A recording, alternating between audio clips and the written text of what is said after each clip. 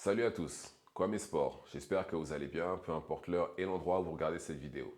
Avant de commencer, cliquez sur like, abonnez-vous et activez la cloche de façon à être tenu au courant quand je posterai de nouvelles vidéos. Nous sommes à presque une semaine du combat le plus important des 20 dernières années en heavyweight. Oui, oui, une semaine du combat le plus important des 20 dernières années en heavyweight. Pourquoi? Parce que la semaine prochaine, nous aurons Tyson Fury, champion WBC, qui affrontera Usyk pour la C-ceinture, WBA, WBO et IBF.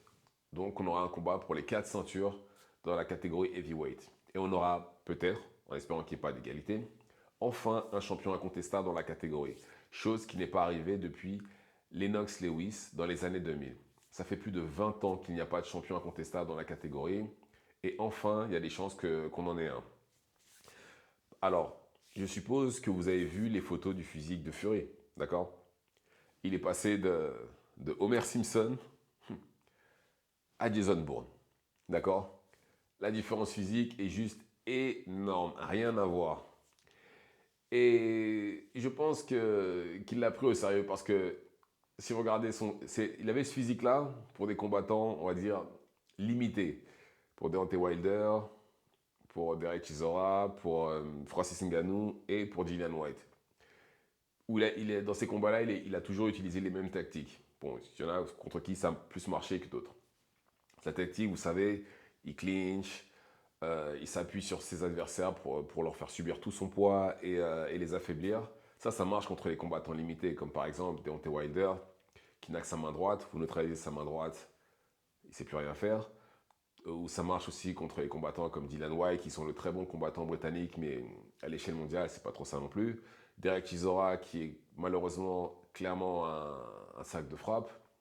Et Francis Ngannou, quelqu'un qui pourtant n'est pas un combattant de boxe, qui est à la base un combattant MMA. Et pourtant, contre lui, ça n'a pas marché. Mais voilà, il n'a plus le même physique que pour ces combats-là. Là, cette fois-ci, tout le poids est parti. Et pour moi, ça indique clairement que Tyson Fury va utiliser une stratégie totalement différente. Parce que euh, depuis qu'il est avec Sugar Hill, le neveu d'Emmanuel Stewart, c'est devenu un. Il va tout le temps au KO. Chose qui n'était pas vraiment le cas avant. Mais là, maintenant, il va tout le temps au KO. Et ça, ce genre de tactique-là, plus ce que j'ai indiqué avant, le fait de clincher, etc., ça ne marcherait pas contre quelqu'un comme Usyk qui est théoriquement le meilleur boxeur de la catégorie et tout simplement qui n'est pas limité, contrairement aux autres. Et je pense qu'ils le savent. Et c'est pour ça qu'ils ont perdu le poids. Et Usyk, justement, a l'habitude des combattants qui viennent vers lui, qui essaient de le mettre KO, qui essaient de le presser, qui essaient d'utiliser leur poids ou leur taille, parce que Usyk n'est pas un gros heavyweight. Il n'est pas énorme pour un heavyweight. Donc, et vu qu'il vient d'une catégorie en dessous, il n'est pas spécialement lourd.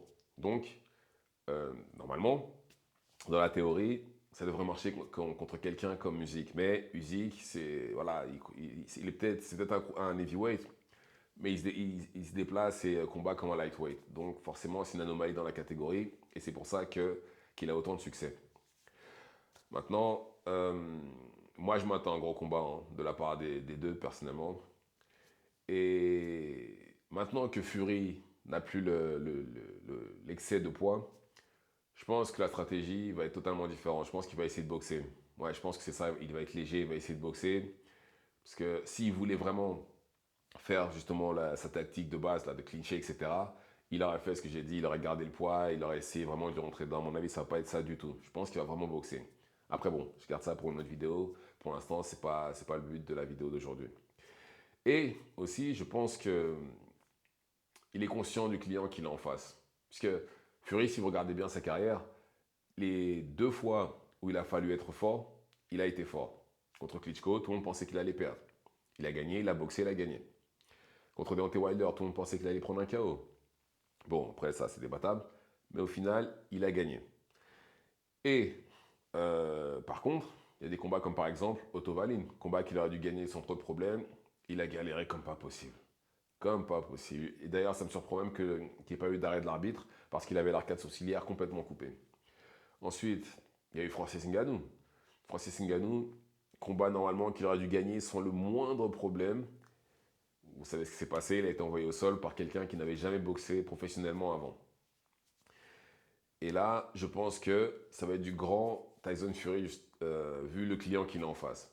Tyson Fury se met au niveau de ses adversaires. C'est ça le problème. S'il était constant et que justement il combattait tout le temps de la même façon, euh, il aurait jamais galéré par exemple contre Tovalin ou Francis Ngannou. Jamais. Jamais. Enfin. Et de son côté, Usyk, fidèle à lui-même, toujours sérieux.